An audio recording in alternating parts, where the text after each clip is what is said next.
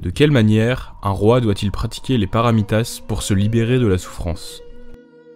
Le terme paramita définit qui a atteint à l'autre rive, autrement dit, ce qui est libéré de la souffrance. Le bouddhisme considère que la vie est un océan de souffrance, et une paramita est une vertu qui doit nous permettre, renforcée par son interaction avec toutes les autres, de nous en arracher. La première paramita est la générosité. La conduite juste est la seconde.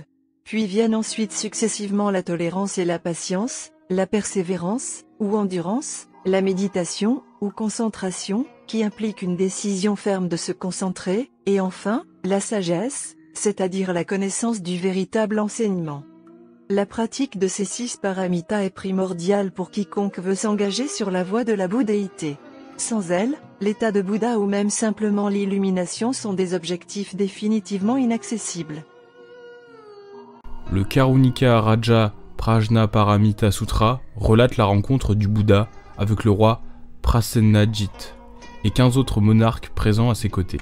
Prasenajit avait en effet demandé au maître suprême ce qu'il fallait faire pour apporter la paix dans son pays. Ce sutra issu du bouddhisme Mahayana est composé de 2 chapitres de 8 sections et évoque notamment la question politique et la question du Tathagata Garbha, du vrai moi dont la nature est vide. Voici un résumé de ce sutra. 16 rois se réunirent un jour autour du Bouddha Shakyamuni.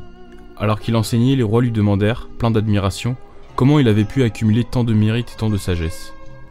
En vérité, leur dit le Bouddha, vous pouvez tous atteindre cette sagesse, parce que chacun de nous possède un vrai moi, et que ce vrai moi a la faculté de collecter toutes sortes de karma, et qu'il est capable de créer et d'ouvrir les 6 chemins de la réincarnation, et les bhumis des bodhisattvas. Il contient toutes choses. Celui qui a compris ce que je viens de dire, il a vu le Bouddha en lui-même. L'enseignement du vrai moi est l'enseignement du milieu. Le Bouddha expliqua ensuite quelle était la loi du karma, et que, pour purifier ces karmas, la patience et la tolérance étaient des vertus inestimables.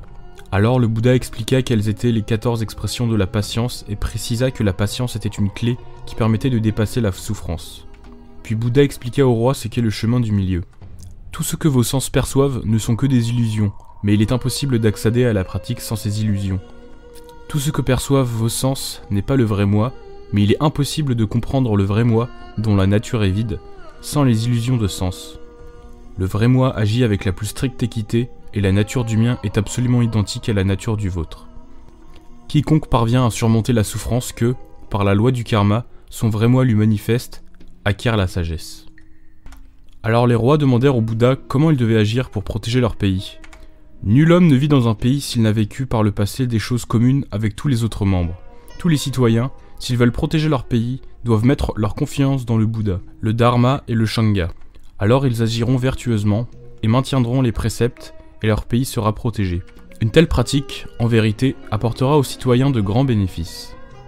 À ce moment-là, les rois trouvèrent que les paroles du Bouddha étaient merveilleuses. Ce que j'ai dit résume la pratique des paramitas et peut vous conduire aux portes de la libération. 7 types de catastrophes peuvent toucher un pays.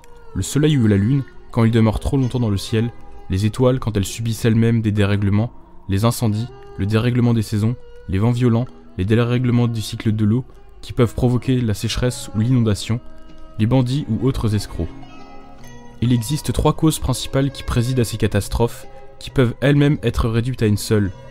C'est le roi du fait que le roi n'exerce pas le chemin juste, en sorte que les catastrophes qui s'appliquent à son pays sont en proportion de l'injustice de ses actes. Après qu'ils eurent entendu ces paroles, les rois promirent qu'ils appliqueraient dans leur pays ce que le Bouddha leur avait enseigné. Le vénérable maître du ciel ajouta alors « Vous devez maintenir cet enseignement, mais si vous pensez être supérieur aux autres peuples, alors vous ne respectez pas mon enseignement. Et si vous êtes généreux avec les moines ou que vous bâtissez des temples somptueux, si vos règles sont injustes, vous détruisez mon enseignement. Et si des moines poursuivent la fortune et la réputation, s'ils ne respectent pas mon enseignement, ils le détruisent. Et si un roi prétend respecter mon enseignement mais qu'il agisse d'une autre manière, il détruit mon enseignement. Or, le roi ou ses ministres, s'ils détruisent mon enseignement, sèment les graines qui peuvent détruire leur pays. Entendez bien ceci, s'ils agissent ainsi, les dieux tutélaires cesseront de les protéger et ils hériteront de sombres conséquences karmiques.